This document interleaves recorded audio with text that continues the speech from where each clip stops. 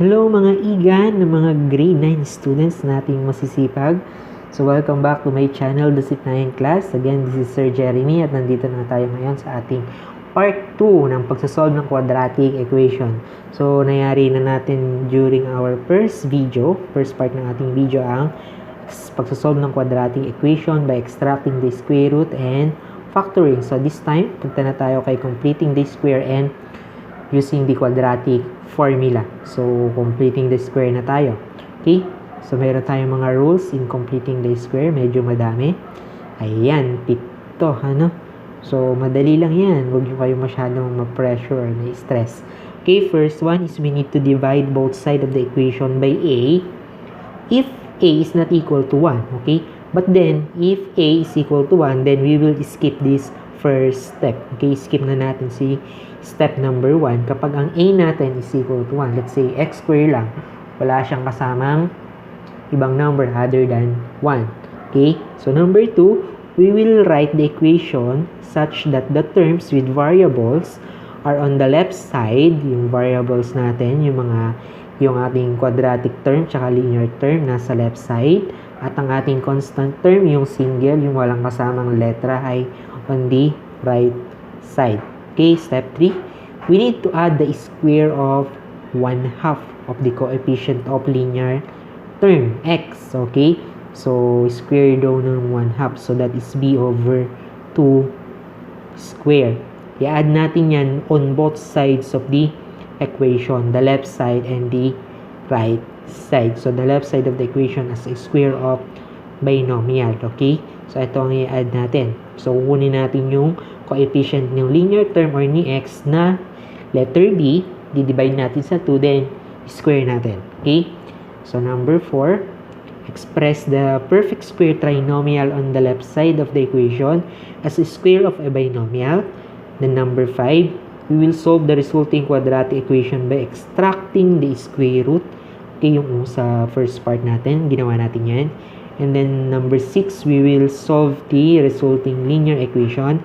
And for number 7, we're going to check the solution obtained again the original equation. So magkakaroon tayo ng checking kapag equal yung nakuha nating resulting value, okay, tama ang ating sagot. Okay? So let's have our first example. Okay, for our example number 1 in solving quadratic equation by completing this square. So, ang ating first step, check whether the value or coefficient of this quadratic term is 1. So, here, meron tayong invisible 1. So, skip na natin yung step number 1. Step 2 na tayo. Kailangan daw ang ating mga variable term. May variable term. The quadratic term and the linear term ay nasa left side. At ang ating constant ay nasa right side. So, ililipat natin si negative 10 sa kabila. So, by addition property of equality, so mag-add tayo ng both side na 10. So, this is negative 10 plus 10. And this is 0 plus 10. Okay, ito ay magiging 0. So, kaya x squared plus 8x is equal to 10. Okay, yan. So, pwede naman natin hindi natin ito ipakita, ilipat na lang natin si negative 10 sa kabila, magiging positive 10. Okay? And then, kunin daw natin si letter B. Ito, yung coefficient ni linear term na x. Okay? So, ang B natin ay 8. Ito yon 8. Okay? I-divide daw natin sa 2. So, 8 divide 2 is 4. And then, square daw natin. So, b over 2 square is 16. So, itong 16 na yan, i-add natin both sides of the equation. Okay, tuloy na natin to. So, x square plus 8x plus 16 is equal to 10 plus 16. Okay, nakita nyo? In-add natin yung 16 na nakuha natin dito into both sides of our equation. So, yun ay para makabuo tayo ng perfect square. Kaya siya solving quadratic equation by completing the square para makabuo tayo ng perfect square. So, ang factor ni x squared plus 8x plus 16 na perfect square ay square nung binomial na x plus 4 raised squared. At ang ating 10 plus 16 ay 26. Okay? So, para mawala yung square natin, square root natin both side of the equation. So, square root and square root of 26. Okay? So, makakancel si radical sign tsaka si square. So, that becomes x plus 4 na lang. At ang square root ni 26 ay walang perfect square. Kaya hayaan na natin square root of 26. But then, lagyan natin ng plus and minus square root of 26. Kasi laging dalawa yan. Isang positive, isang negative. Palagi yun. Okay?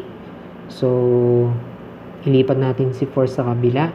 So, pwede nating sabihin na x plus 4 minus 4 is equal to positive and negative square root 26 minus 4. Okay? So, this becomes 0, kaya x na lang. So, pwede natin i-arrange yan. Una natin si negative 4 plus and minus square root ni 26. Okay? Therefore, our solution set here are negative 4 isang positive square root of 26 at isang negative 4 minus square root of 26. So, this is our final answer or solution set. Na-solve na natin ang problem number 1. Medyo mahaba. Okay?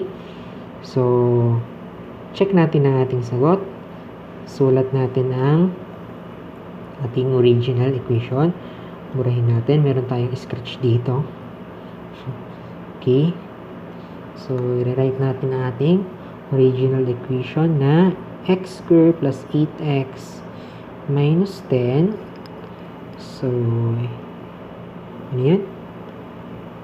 X squared plus 8x minus 10 is equal to 0. Okay? So, tama. Okay.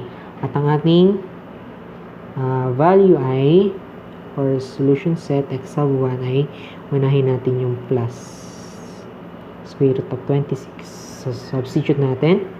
So, negative 4 plus square root of 26 square plus 8 times negative 4 plus square root of 26 minus 10 is equal to 0. Okay? Sinubstitute lang natin tong x sub 1 natin dun kay x sa mga x. Okay? At ang square ng ating binomial, negative 4 plus square root of 26 ay what? Okay? Ay ano? Okay? So, that is positive 16 minus 8 square root of 26 plus 26. Okay? Then, distribute natin to. Becomes negative 32. At 8 times square root of 26 ay 8 times square root of 26 minus 10 is equal to 0. So, kailangan may equal siya sa 0. Okay? Nakita natin to, isang negative, isang positive. So, pag pinag-add natin yan, that becomes 0. At si 16 plus 26 ay 42. Right? Minus 32 minus 10 is equal to 0. So, 42 minus 32 ay 10. Tama? So, 10 minus 10 ay 0. Okay?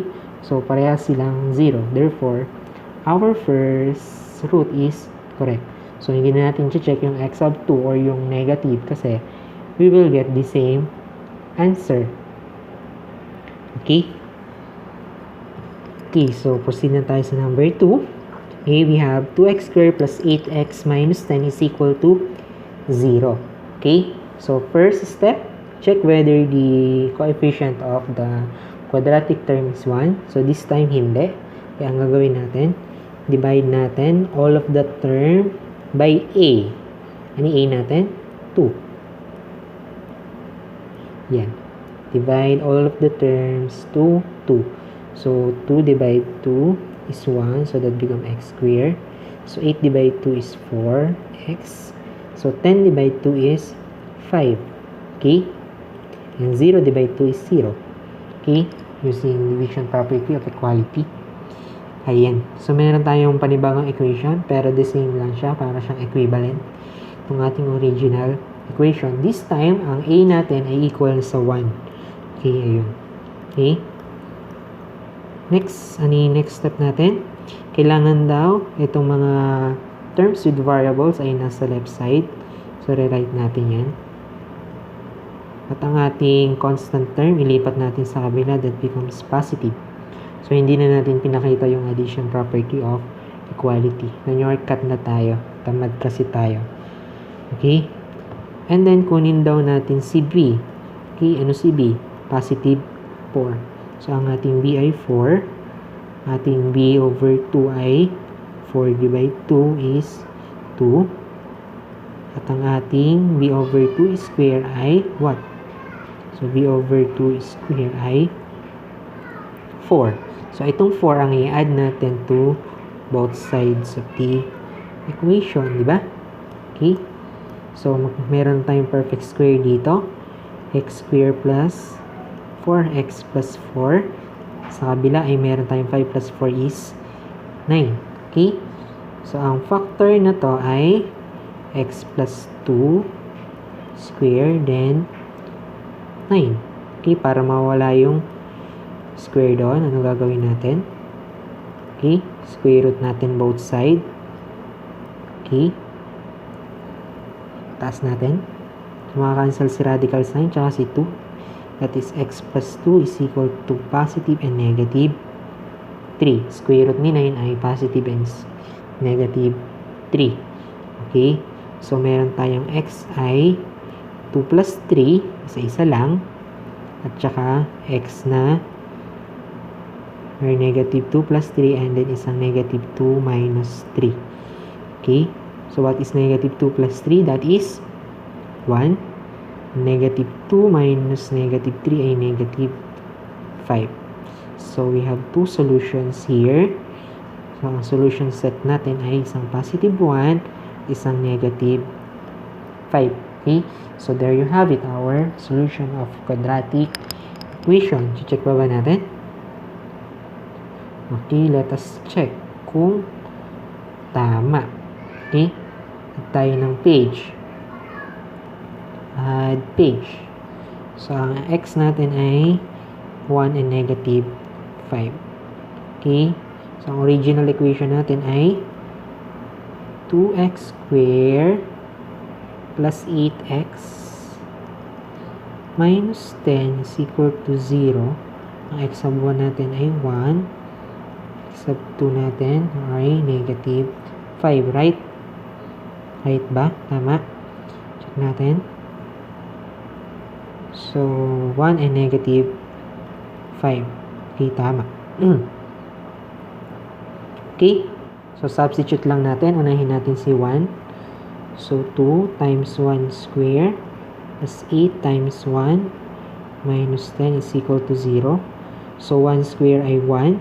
So, 2 times 1 ay 2 pa rin. So, 8 times 1 ay 8 minus 10 is equal to 0. So, 10 minus 10 is equal to 0. That is 0 is equal to 0. So, correct sa ating positive 1. How about negative 5?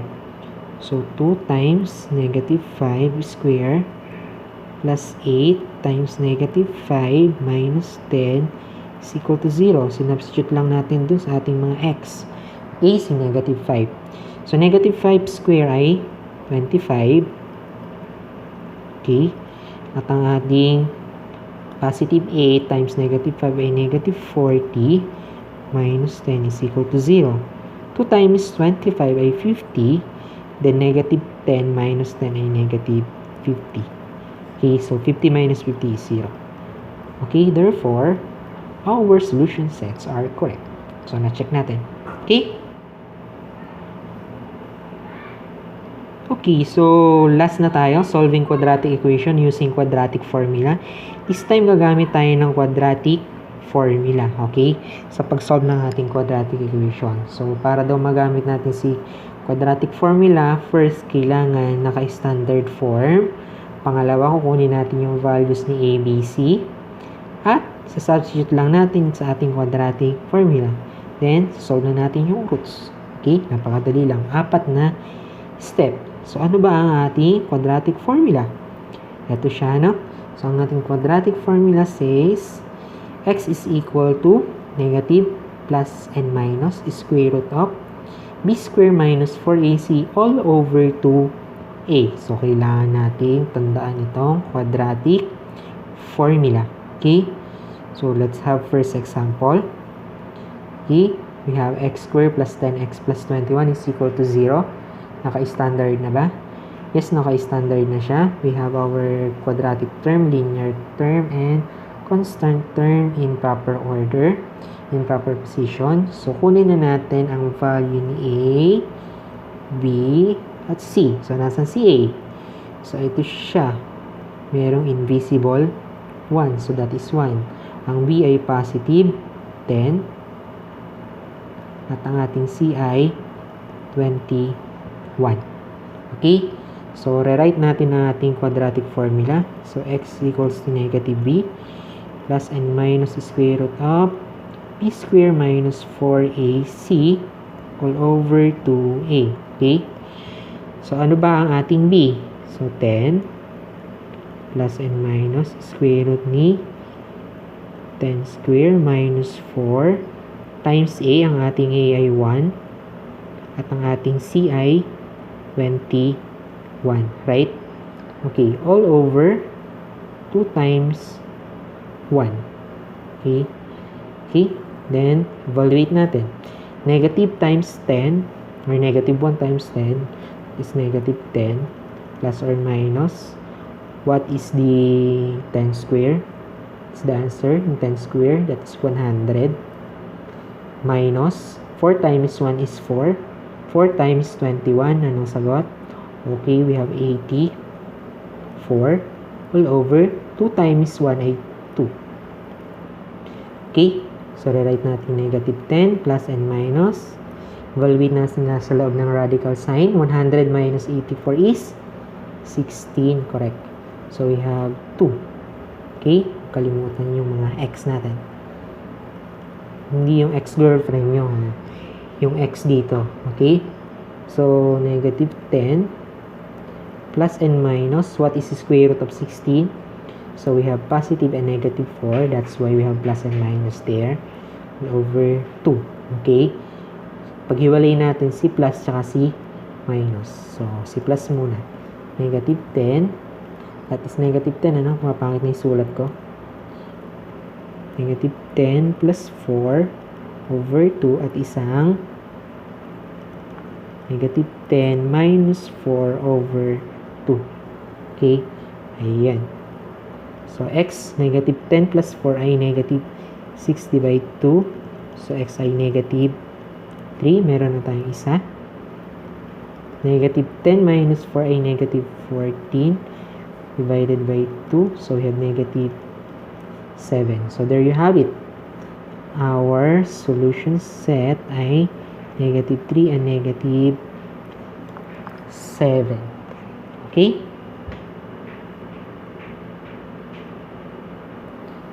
Okay, let us check if our solution sets are correct. So, nire-write ko na ang ating formula. X squared plus 10x plus 21. That is the original formula. So, substitute muna natin si negative 3. So, negative 3 square plus 10 times negative 3 plus 21. Kailangan mag-equal yan sa 0. So, what is negative 3 square? That is positive 9. 10 times 3 or negative times negative 3 ay negative 30 plus 21 is equal to 0. Okay? So, pag pinag-add natin si 9 tsaka si 21, that is 30 minus 30 is equal to 0. And 30 minus 30 is 0. So, negative 3 is correct. How about negative 7? So, negative 7 square plus 10 times negative 7 plus 21 is equal to 0. Okay, what is negative 7 square? Is positive 49. 10 times negative 7 ay negative 70 plus 21 is equal to 0. When we add 49 to 21, that is 70. Minus 70 is equal to 0.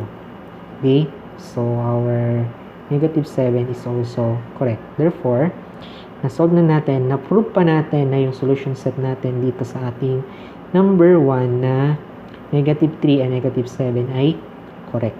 Okay? So, number 2 tayo. Example number 2. Okay? So, naka-standard na ba siya? So, yes, we have 2x squared minus 3x minus 20 in standard form. So, we get the value of A, B, and C. So, what is A? We have 2. B is negative 3. Kasama yung sign. And C is negative 20. Okay? So, rewrite natin ang ating quadratic formula. X, so negative B, plus and minus square root of B square minus 4AC all over 2A. So, negative, substitute natin si B na negative 3, plus and minus, B ulit, negative 3, square minus 4. Ano ang ating A? We have 2. Ano ang ating C? We have negative 20 all over 2 times A na 2. Okay? So, that is our X. So, negative times negative is positive 3 plus and minus. What is negative 3 square? That is 9, positive 9. Then, negative times negative ay positive. Kaya, 4 times 2 ay 8. 8 times 20 ay 160. Okay, right?